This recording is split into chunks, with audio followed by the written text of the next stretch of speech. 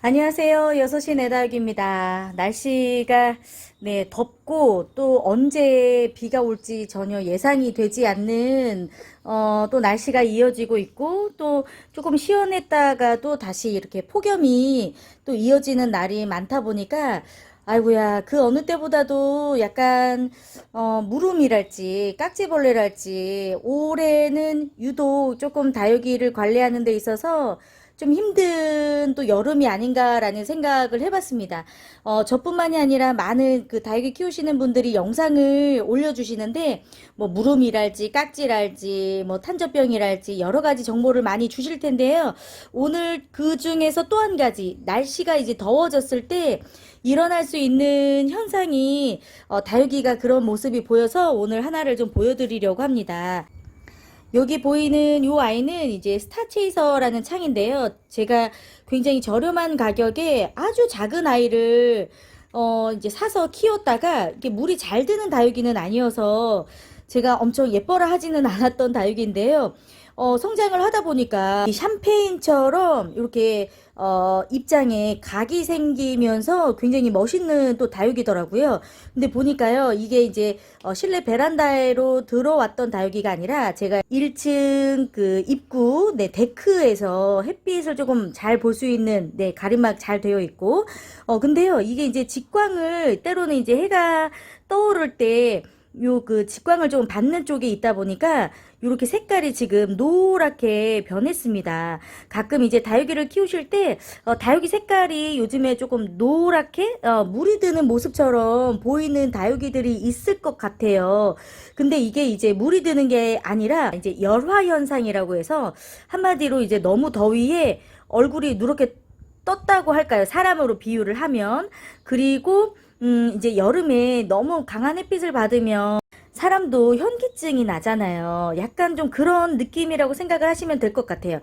요런 열화 현상이 일어났을 때에는 반드시 여러분들이 요렇게 생긴 아이들은 반그늘로 옮겨 주셔야 돼요. 안 그러면 이제 더 옆에 있는 다육이들도 이런 현상이 또 일어날 수가 있기 때문에 되도록이면은 여러분들이 반그늘로 옮겨 주시고 이렇게 입장이 누렇게 부분적으로 노랗게 이렇게 변하는 모습을 봤을 때는 지금 이제 있는 위치가 햇빛이 너무 강하다. 로는 이제 뭐 화상을 입을 수도 있고요. 그런데 이제 기본적으로 요 열화 현상이 일어나는 다육이들은 사실 강한 햇빛으로부터는 강한 아이들이었을 것 같아요. 이 정도의 햇빛을 견뎌내면서 이제 살았던 다육이들이 이제 화상을 바로 입지 않고 이런 열화 현상이 일어나기도 하는데 요런 아이들은 어느 정도 밖에서 계속 조금 단련이 강한 햇빛으로부터 단련이 되어 있었던 다육이라서 바로 이렇게 화상을 입지는 않고 이런 열화 현상이 일어나는데요.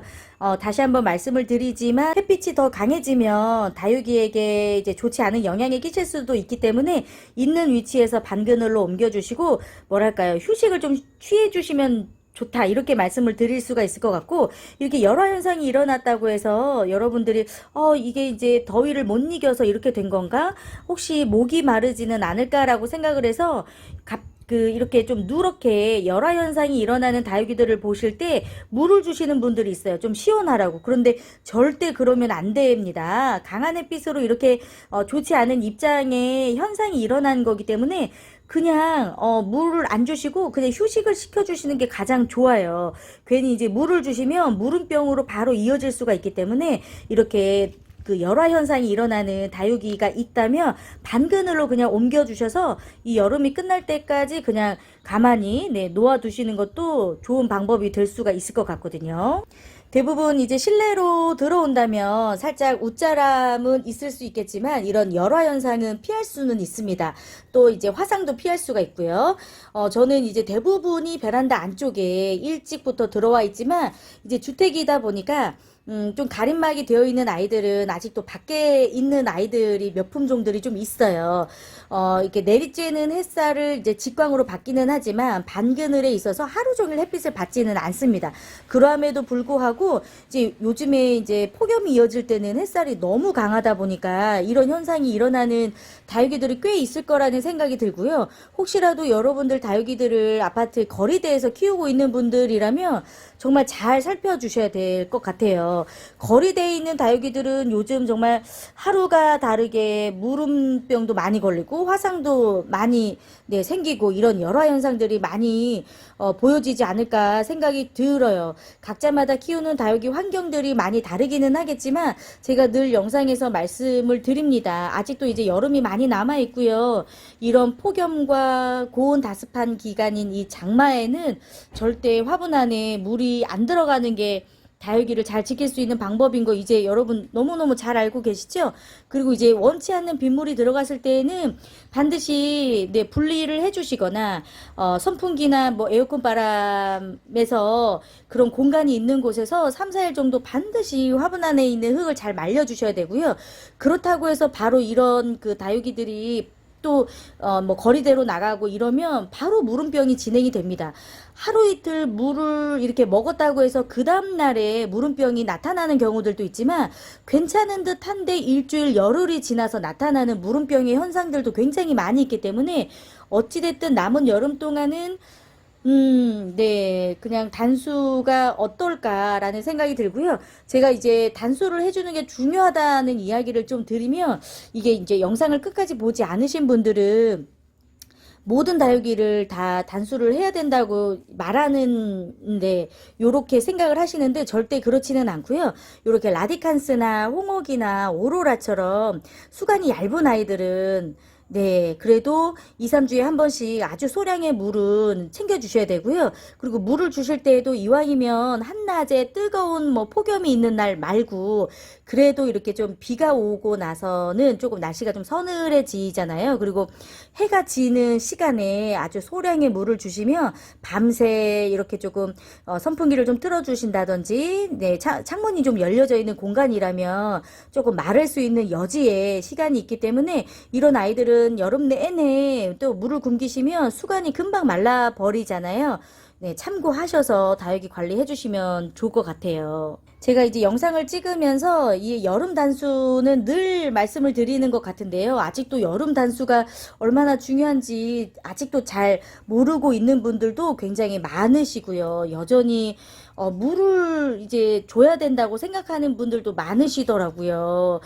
되도록이면 다육이 이제 관리하실 때 여름은 정말 단수가 필수이고요. 물을 주지 않았는데도 불구하고 이제 무름병이 많이 걸리고 많이 웃자라고 이런 현상들에 대해서 고민하시는 분들이 많으실 것 같은데요. 이게 이제 최근에 물을 주지 않았다 할지라도 이제 그 전에 조금 상태가 안 좋은 다육이들에게 여러분들이 물을 주고 나서 뿌리가 안 좋은 상태였다면 열흘 후에도 나타날 수 있는 게 무름병입니다. 버티고 버티다가 결국 이제 무름병으로 진행이 되는 경우들이 많이 있어요. 그래서 여러분들이 뭐 최근 뭐 1주, 2주 물을 주지 않았다 할지라도 그 전에 줬던 물로 인해서 좀 건강 상태가 좋지 않다거나 뿌리 상태가 좋지 않았던 다육이들은 지금 이맘때 무름으로 이렇게 표시가 되는 경우들이 많이 있기 때문에 정말 아쉽기는 하지만 평상시에 조금 건강하지 못했던 다육이들이 여름을 잘 견디지 못하고 죽는 경우들이 좀 많은 것 같아요. 이제 7월 중순이 넘어가고 있는데요. 8월 중순까지는 또 더울 텐데 한 달을 또 어떻게 지내야 되나, 네, 어떻게 또 인내를 해야 되나 저도 네, 고민입니다. 그래도 하루하루 잘 버티면서 살고 있어요. 여러분도 힘내시기 바랍니다. 이런 여러 현상이 있지는 않은지 다육이들 한 번 더 봐주시고요. 반그늘로 옮겨주시는 건 어떨까 싶네요. 오늘도 함께 해주셔서 감사하고요. 여러분들 모두 다 힘내셨으면 좋겠습니다. 여기서 인사드릴게요. 고맙습니다.